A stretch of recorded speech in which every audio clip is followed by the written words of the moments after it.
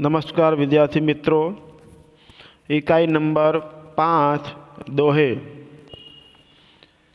ये जाने माने साधु महात्मा हुए हैं और साथ में महान कवि भी हैं।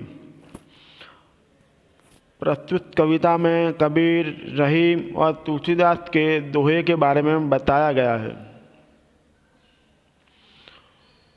प्रस्तुत दोहे में कबीर, रहीम, तुलसीदास ने बहुत सारी जीवन उपयोगी बातें बताई है।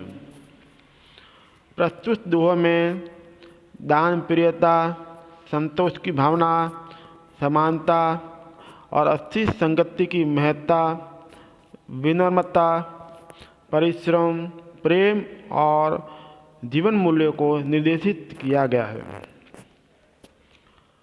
कबीर ये 15वीं शताब्दी के कवि हैं। कबीर ने हिंदू और मुसलमान उनकी गलतियों के लिए फटकारा भी है। दोनों को हिल मिल कर रहने का उपदेश दिया है। अब यहाँ पर कबीर के दोहे। साईं इतना दीजिए जामे कुटुम समाए, मैं भी भूखा न रहूं साधु न भूखा जाए। कबीर जी कहते हैं, जीवन में जितनी अपेक्षा होगी उतना ही जीवन में दुख आएगा। अपने से उम्मीद कम हो गई और जीवन में उतना सुख पाया।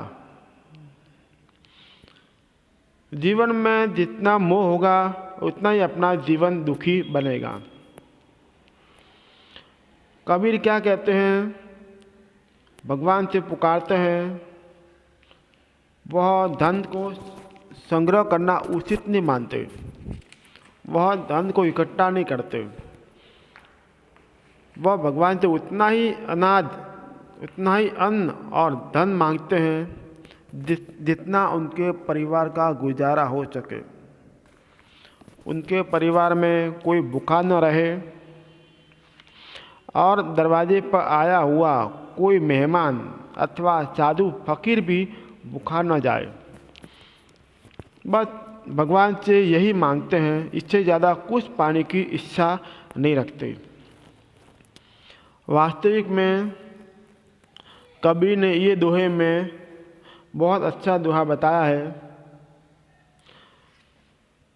कोई भी मनुष्य अमर तो आया हुआ नहीं है, बस धन इकट्ठा करने में इतना लगा हुआ है जैसे अमरता का वरदान मिला हो। तो भगवान से उतना ही मांगे जितना अपने परिवार का गुजारा हो सके। इससे ही परिवार में खुशहाली और खुशियाँ नज़र आती है। संग्रह करना उचित नहीं मानते। तो कबीर इतना ही भगवान से अपेक्षा रखते हैं। दूसरे नंबर का दोहा। बिना विचारे जो करे सो पासो पछताए, काम बिगाड़े आपनो जग में होत हंसाए। कबीर जी का कहना है, जो भी काम करो सोच समझ के किया करो। कोई भी काम करने से पहले उसके परिणाम जानो, उसका रिजल्ट क्या आएगा। खराब काम करोगे खराब रिजल्ट आएगा, अच्छे काम करोगे अच्छा रिजल्ट आएगा। जो भी काम नया करना है उसके बारे में सोच समझ कर आगे कदम उठाओ, तो बाद में पछतावा न हो। जो लोग बिना विचार के जो काम करते हैं वो पछताते हैं और काम बिगड़ता है, लोग हंसते भी हैं और वो हंसी का पात्र बनता है। इसलिए जीवन में कोई भी नया काम सोच समझ कर करना चाहिए। किसी की नकल करने से भी जीवन में दुख के दिन आते हैं।